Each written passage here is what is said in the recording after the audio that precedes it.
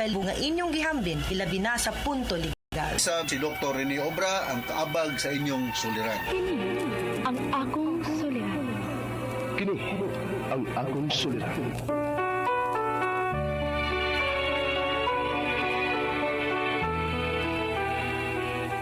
Sa atong pagkaymugso ng kalibutan, gikalawaan at ang daan sa atong suliran.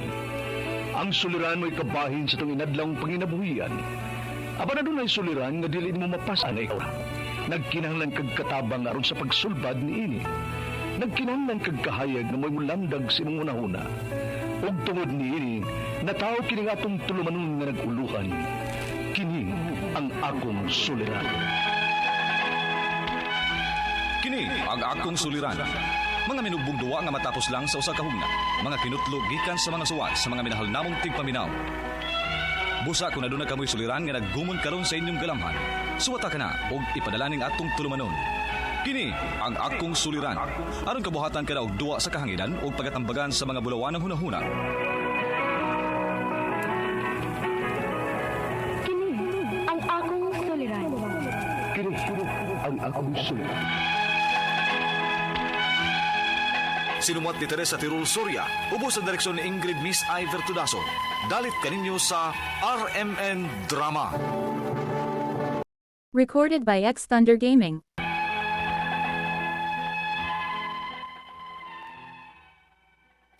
Mayong adlaw kanyong tanan nga nagpaminaw karon ning tulumanon kini ang akong suliran. Ilabi na kaninyo Dr. Rene Obra ug Attorney Elaine Bathan. Man sa mga artista magkukuhi ning akong suwat suliran. Ako si Elena, minyo og may mga anak. Taga Tagum City, Davao del Norte. Punto medikal ning akong suliran. Bahin sa gamati sa kamagwanga nga nag-edad og 26 anyos na karon. Aron niyo hisabtan, ingon ini ang mga panghitabo.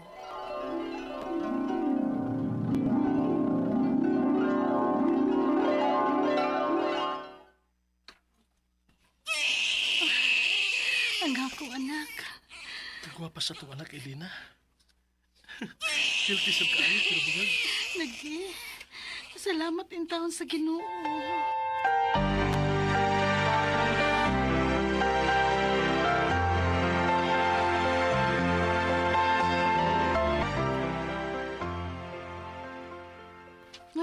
Pagkadali sa panahon. Murag kanus alang tong panahon nga gianak ti ka. Karon, ikaw na naning kamot alang sa atong pamilya. Lain sa kay di ko madako, ma. Ug usa pa, dako ko pasalamat ninyong papa sa pagpadako nako ug sa pagpa-eskwela nako.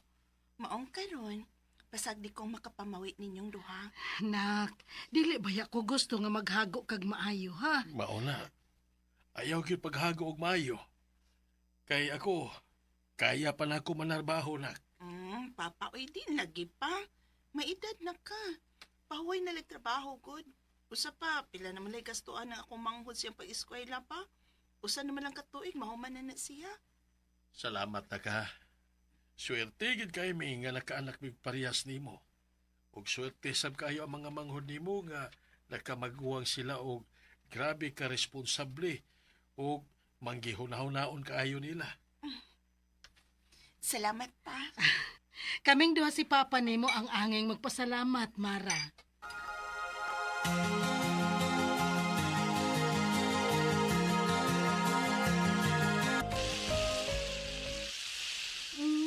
Uy, kahumot kun aron nimo giluto. Mas maayo nga nag-abot ni Mara gikas trabaho, makakaon dayon siya. Mao gyud. Kay nakasiguro ko nga gutomon gyud tong batae ni pauli ato ron. Oh, Mara, nak? Oh, ngano ka? Nak? Doon na kay gipamati. Ang sakit ka kong tiyan. Uy. Maragikot-kot ang sud. Oh, unsa? Uy, tingaligpas muna, nak. Lingkod ha, lingkod sa diha. Magkuha ko ginitubig aron ipainom nimo.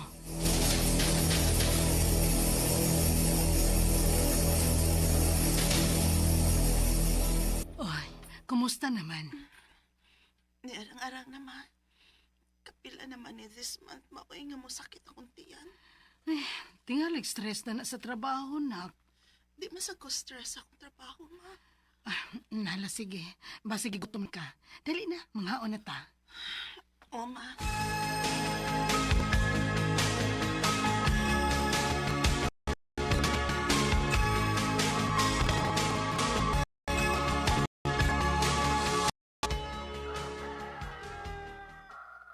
Ricardo, si Mara ni bangon na. Tingalig malit siya sa iyang trabaho. Iso naman to sa banyo. Palong tuligo. Tawag ka, Elena. Tiwas sa saring giluto ko, be. Abi. Mara, ngano? Ma, maawa kong tilo kayo. Uy, pala, ngano man na?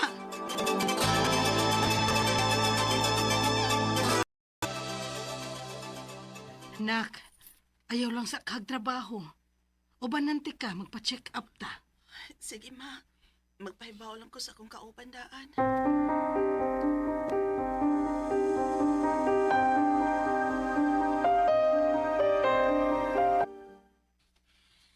Common allergy reaction ra ni ma'am. Ay kabala ka. Hatagan na tong tambal ang imong anak. Salamat kaayo, Dok.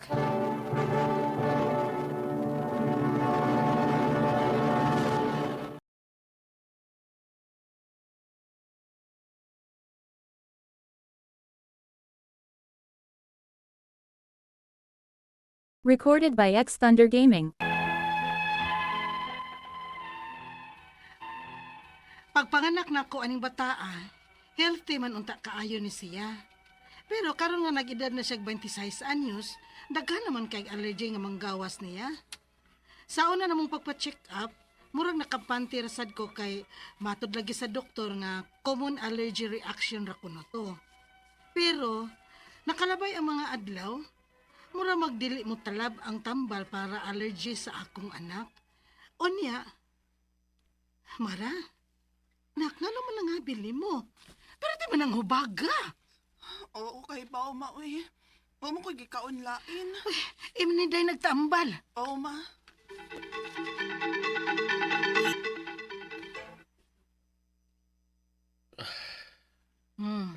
Ricardo, unsa man ka? Mura maglaom ka ikagyo na una. Kuyawan naman ko, day. Karon pa ko mahinomdom. Ha? Bahin sa unsa man? Kanabang kipamati karon ni Mara ba? Ingon ana man sa to sa una ang kipamati sa kong igsuon nga namatay. Ha? Uy, Ricardo, ayaw ko pagbinuang di ha? Wa ko magbinuang. Karon pa ko mahinumdum nga nagtuom eh. Nga common allergy reaction lang to. Pero dili di ay. Mao nga dili ko mo ipik ang mga tabal niya tungod kay dili mao ang diagnosis sa doktor niya. Ricardo!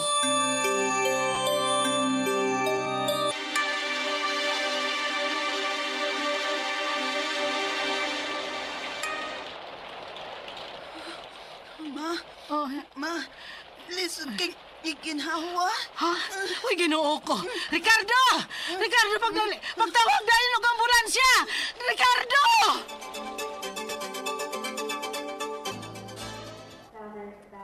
Baby dropping! Airways filling! Ginoo ko.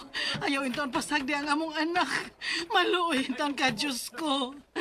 Lord, tabangi ang among anak, Lord. Elena,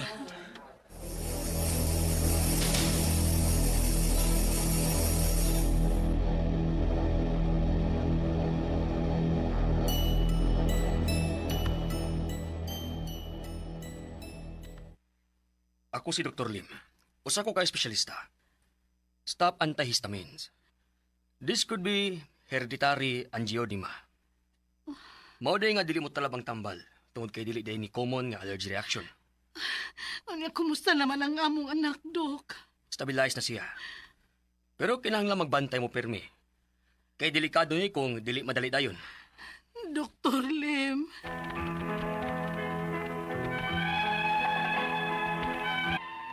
Sakit ka ingon una-unaon nga isip usa ka inahan, hapit mawa na mo ang among anak. Ang ako mga pangutana mao kining mosunod. Unang pangutana, unsa man gyud ay ni ang hereditary angioedema? Nganong dili man ni siya pareha sa ordinaryong allergy? Sa kaliwat bigyud ni? O mahimong mogawas ni sakita bisag way family history? O ganong karon raman nimo gawas niya nga 26 anyos na ang iyang edad. Healthy man unta ning bataa pagpanganak nako niya.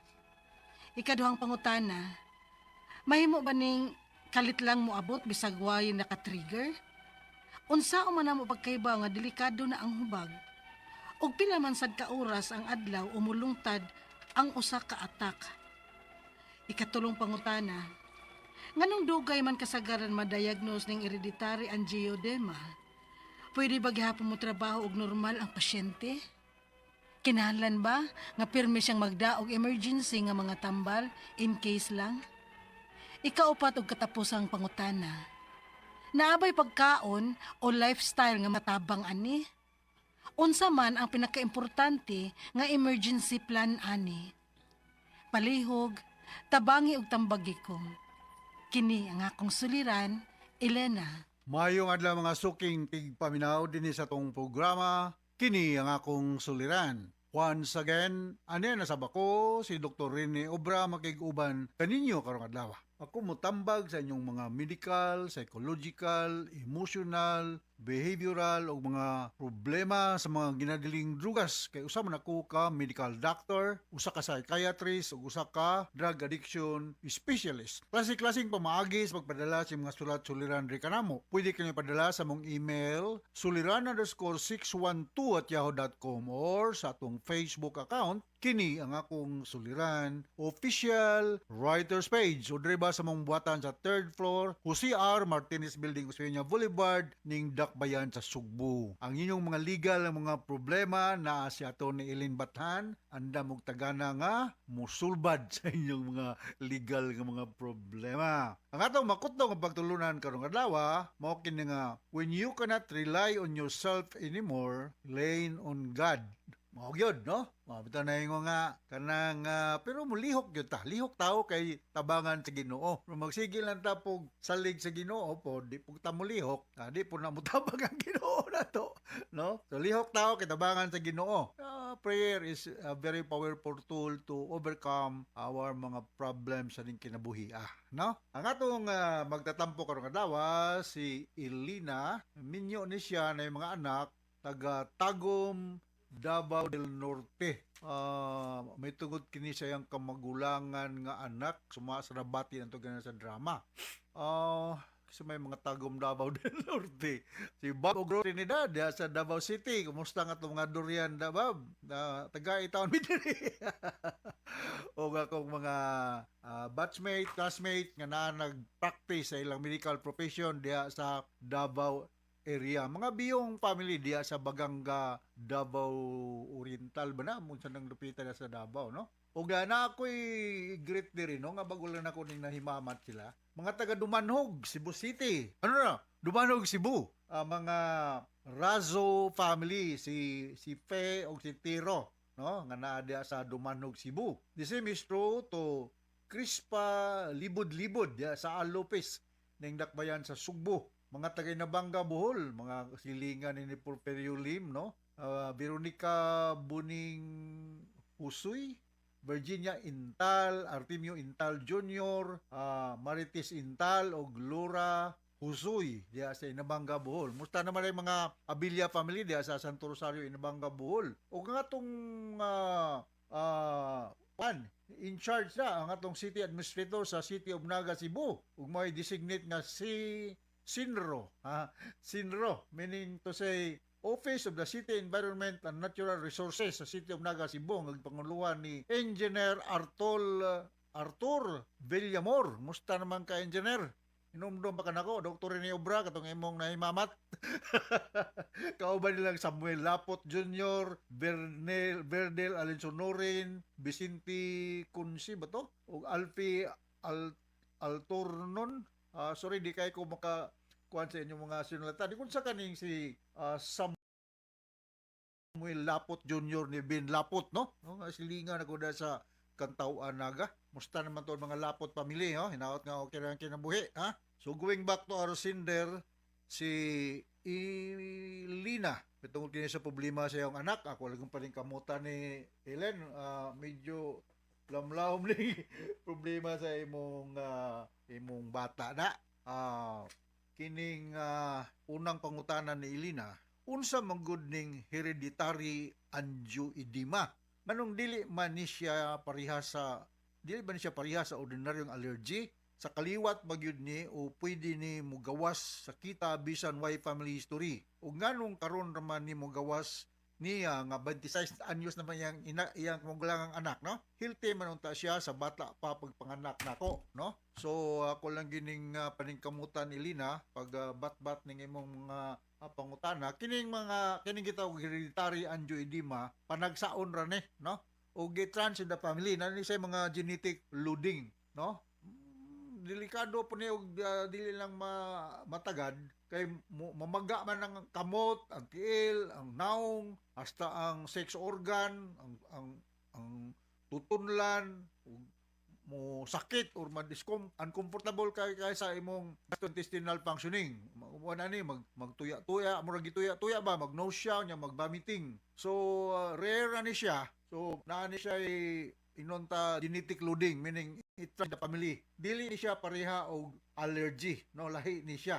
Ang sumasa kong nibalan, nandi siya something to do with kining gitawag nato og wa sakto nga pag-function nga protein sa lawas sa tao. So lisod kay ni pag-explicar nako nimo mga medical student lang ano yung makasabot, no? Pero basta kay something to do with inhibitor protein nga naa diha, mo dysfunctional ni siya mo nang mo resulta sa pagpamaga sa mga parte sa lawas sa usa ka tawo nga hingtungdan ni ani, no?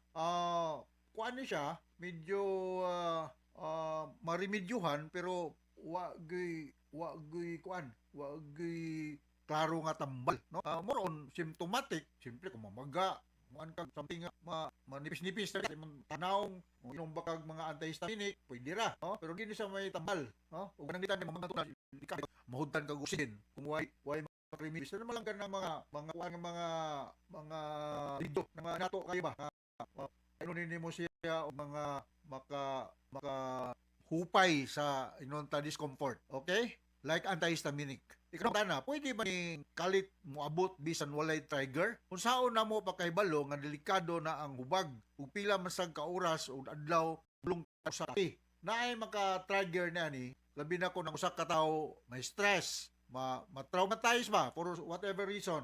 Kunya, with hormonal. Kunya, kining ug nag-suffer ni siya og mga medical illnesses o kondisyon. Gani gituhuan nga usa sa mga maka-trigger na ni kanang mga tao nga nagsuffer og mga malignancies, no? O mga immune diseases like lupus, oh, makakuan ni siya, makasagmo, makasugmat or makapagrabi kining gitawag natong hereditary angioedema. So madili tab ka kuan og pila ka adlaw siya mutunga, pero basta kay mutunga ra ni siya. So may gani madani ni mo usa ka doktor nga expert ani kanang mga allergologist, no, immunologist. Naa mga doktor nga nana, ay nailhan nga allergologist.